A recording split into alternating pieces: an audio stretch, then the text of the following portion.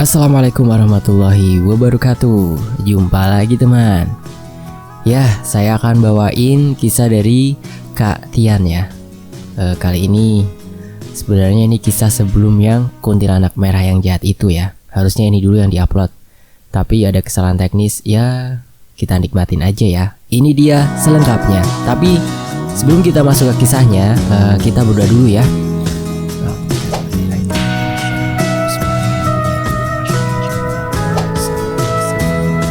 Allahumma sholli ala Sayyidina Muhammad sallallahu alaihi wasallam. Oke teman-teman, ini dia selengkapnya.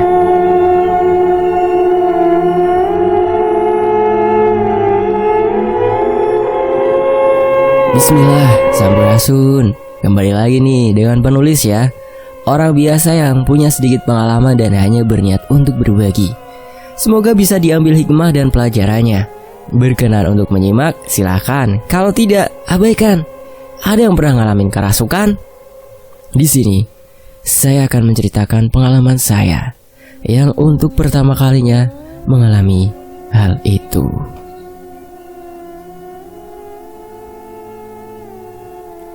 Desember tahun 2014. Saya kembali pulang ke kampung halaman. Setelah sebelumnya saya pergi ke Jakarta untuk mengantar keponakan saya yang mendapat panggilan untuk melaksanakan tes kerja dari salah satu perusahaan. Dan di Jakarta pula lah, saya kemudian bertemu dengan seseorang yang alhamdulillah sampai sekarang seseorang itu menjadi orang tua angkat saya. Saya bisa seperti sekarang ini karena bimbingan dari beliau.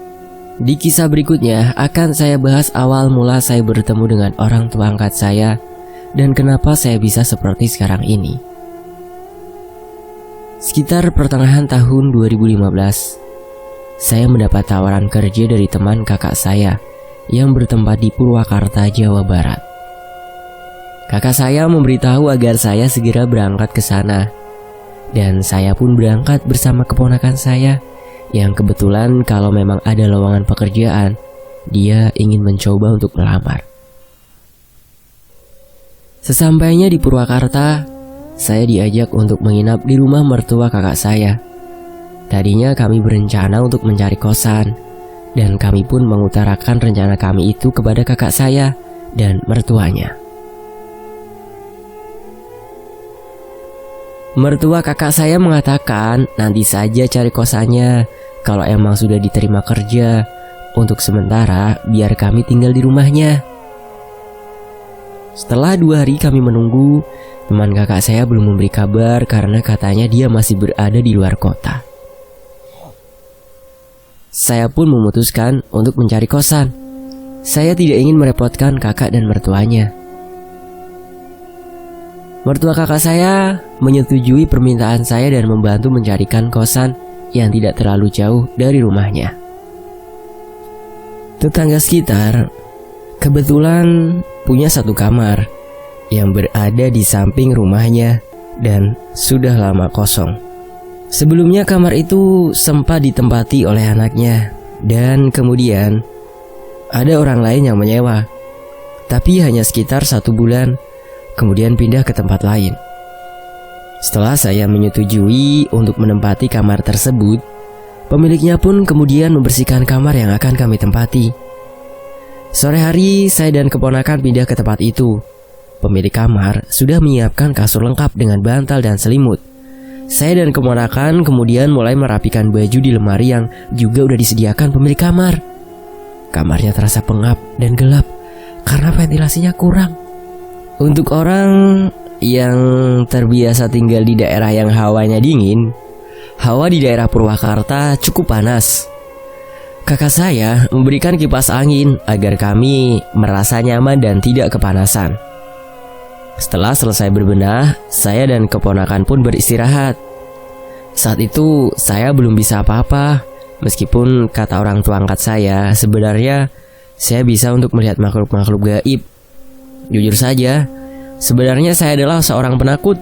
Mungkin karena hal itulah sehingga saya lebih sering mengabaikan kepekaan saya terhadap kehadiran sosok makhluk astral. Sekiranya tidak terlalu mengganggu, lebih baik saya mengabaikannya. Malam pun berlalu. Saat pagi, saya terbangun dari tidur. Saya masih merasa baik-baik saja. Kakak saya datang dan menyuruh kami ke rumahnya untuk sarapan. Tidak lama dari itu, teman kakak saya menelpon agar saya pergi ke kantornya untuk melaksanakan tes kerja.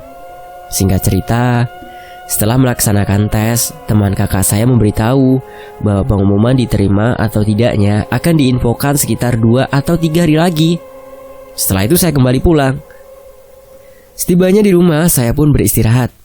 Menjelang malam, saat sedang asyik berbincang bersama keponakan saya, tiba-tiba saya merasa sangat kepanasan. Padahal kipas angin menyala. Saya pikir mungkin karena akan turun hujan. Kemudian saya bertanya kepada keponakan saya, apakah dia merasa kepanasan juga atau tidak. Keponakan saya mengatakan tidak. Dia merasa biasa-biasa saja. Akhirnya saya memutuskan untuk mandi, berharap kalau sudah mandi badan saya akan terasa segar. Setelah selesai mandi, saya kembali ke kamar. Keponakan saya bertanya apakah saya masih merasa kepanasan. Saya mengatakan sudah agak lumayan, dan kami pun akhirnya tidur. Tengah malam saya terbangun dari tidur, antara sadar dan tidak. Saya seperti melihat sorot mata merah menyala di sudut kamar. Sontak saya merasa kaget dan ketakutan. Saya mencoba membangunkan keponakan saya, tapi dia tidak terbangun. Akhirnya saya memejamkan mata dan berdoa dalam hati. Sebisa mungkin saya mencoba untuk kembali tidur, tapi tidak bisa. Badan saya mulai kembali terasa kepanasan. Rasa panasnya seperti berjemur di bawah terik matahari sambil menyalakan api unggun yang besar.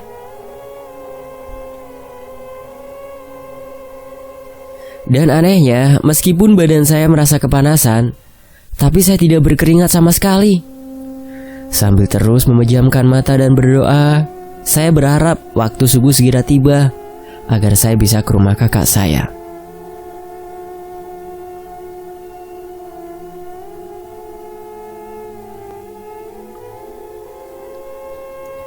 Pada saat itu, waktu terasa berjalan sangat lambat.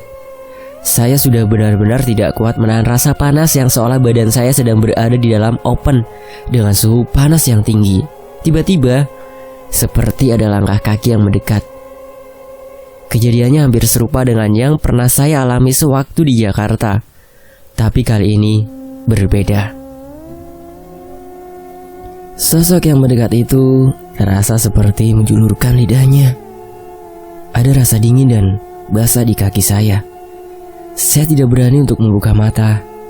Kemudian saya menarik selimut untuk menutupi wajah. Saya pun memeluk erat keponakan saya sambil terus membacakan ayat-ayat suci Al-Quran. Keringat dingin rasanya mulai bercucuran. Sosok itu tidak lagi mendekati saya. Hanya saja saya merasa dia masih berada di samping tempat tidur. Sayup-sayup terdengar azan subuh berkumandang. Saya masih belum berani membuka mata. Baru setelah azan selesai berkumandang, saya memberanikan diri untuk membuka mata saya dan membangunkan keponakan saya untuk sholat subuh. Aneh memang. Seketika itu juga badan saya kembali normal dan tidak sedikit pun merasa kepanasan.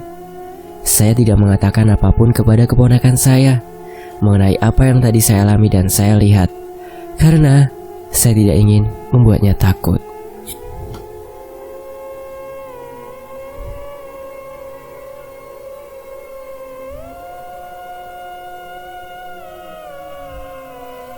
Karena badan saya sudah kembali normal, saya pun mengurungkan niat untuk pergi ke rumah kakak saya. Setelah selesai sholat, saya kembali berbaring karena saya merasa ngantuk setelah semalaman tidak bisa tidur. Belum lama tertidur, saya bermimpi ada sosok seperti genderuwo keluar dari belakang lemari yang berada di sudut kamar. Matanya merah menyala, dengan lidah menjulur panjang. Persis seperti yang semalam saya lihat. Sosok genderuwo tersebut menghampiri saya dan menarik badan saya. Kuku tangannya yang runcing dan tajam itu mencengkeram tangan saya. Terasa sangat menusuk sampai tangan saya berdarah. Sontak saya terbangun dari tidur dan badan saya kembali kepanasan. Keponakan saya sampai kaget dan bertanya kenapa. Saya mengatakan, badan saya terasa kembali panas dan lebih panas dari yang kemarin saya rasakan. Keponakan saya menyalakan kipas angin dan mendekatkan kipasnya di depan saya. Semakin lama, angin dari kipas itu malah terasa lebih membuat saya kepanasan. Wajah saya mulai memerah. Kepala saya terasa sangat berat. Saat itu pula, badan saya terasa lemas. Saya bertanya dalam hati, sebenarnya ada apa ini? Saya kemudian berdoa sebisa saya, memohon kepada Allah Subhanahu wa Ta'ala agar memberikan perlindungan dan pertolongannya. Tak lama, saya mendengar seperti ada suara auman harimau. Saya bertanya kepada keponakan saya, apakah dia mendengar suara auman itu? Keponakan saya mengatakan kalau dia tidak mendengar apa-apa. Dia pun menyuruh saya untuk beristighfar. Sambil beristighfar, saya mencoba menenangkan diri. Tiba-tiba, pundak saya terasa sangat berat dan saya tidak bisa mengontrol tubuh saya. Akhirnya saya merasa seolah ada yang merasuki tubuh saya. Pikiran saya masih sadar, tapi saya tidak bisa melawan sesuatu yang seolah menggerakkan tubuh saya. Saya kemudian merangkak dan mengeluarkan suara seperti auman harimau, memutar-mutar di tengah ruangan kamar. Keponakan saya memanggil-manggil saya, tapi saya terus mengaum seperti harimau dan mengarahkan pandangan ke sudut kamar. Keponakan saya berlari keluar kamar dan memanggil kakak saya ke rumahnya. Kakak saya pun datang diikuti oleh suaminya. Melihat kondisi seperti itu, kakak saya menyuruh suaminya untuk memanggil Ustadz. Tidak lama, Ustadz yang kebetulan baru pulang dari masjid datang dan mencoba mengeluarkan sosok harimau gaib yang merasuki saya.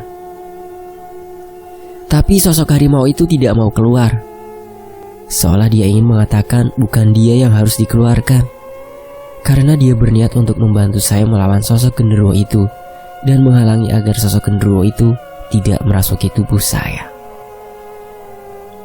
Karena pandangan saya terus tertuju ke sudut kamar, Ustadz itu pun akhirnya mengerti. Beliau membacakan doa dan memercikkan air yang sudah beliau doakan ke sudut kamar. Kemudian beliau mengusapkan air itu ke wajah saya. Akhirnya, saya pun sadar dan bisa mengontrol tubuh saya kembali. Saya dibantu untuk duduk oleh kakak dan keponakan saya. Kakak saya bertanya kepada Ustadz itu, apa yang sebenarnya terjadi dan kenapa saya bisa kerasukan? Ustadz itu mengatakan, ada sosok makhluk yang sudah berada sejak lama di kamar ini yang ingin mencoba mengganggu saya. Namun ada sosok harimau gaib yang membantu melawannya. Karena saya belum bisa melihat secara jelas dan tidak mengetahui bahwa sebenarnya sosok genderuwo itu ingin mencelakai saya, makanya sosok harimau itu merasuki badan saya. Sosok harimau itu hanya berniat menolong dan menghalangi. Tadinya sosok genderuwo itu yang akan merasuki saya. Dan ternyata memang sudah sejak lama di kamar itu sering terjadi hal-hal mistis. Setiap orang yang menyewa kamar itu tidak ada yang betah. Pemilik tempat tersebut kurang mempercayai hal-hal seperti itu. Tapi setelah kejadian itu, dia pun meminta ustadz tersebut agar sekalian membersihkan kamar yang kami tempati dari hawa negatif dan mengusir sosok gaib yang menjadi penghuninya. Ustadz mengatakan bahwa beliau melihat sosok harimau yang merasuki saya sudah membawa genderuwo itu pergi. Jadi tinggal melakukan pembersihan dari sisa energi negatif dan menetralkannya kembali.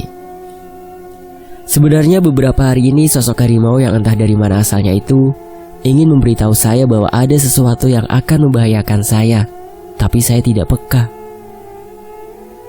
Keponakan saya pun menceritakan bahwa dari kemarin saya merasa kepanasan yang berlebih, tapi tidak berkeringat sama sekali. Ustadz menjelaskan bahwa itu adalah reaksi dari benturan energi yang terjadi. Energi negatif dari sosok genderuwo dan energi positif dari sosok harimau itulah yang saling berbenturan, tapi efeknya saya yang merasakan. Itu adalah kali pertama saya mengalami kerasukan. Alhamdulillah, sampai sekarang setelah saya bisa seperti ini tidak pernah lagi mengalami kerasukan. Meskipun ada yang merasuki, tapi alhamdulillah saya bisa mengontrolnya.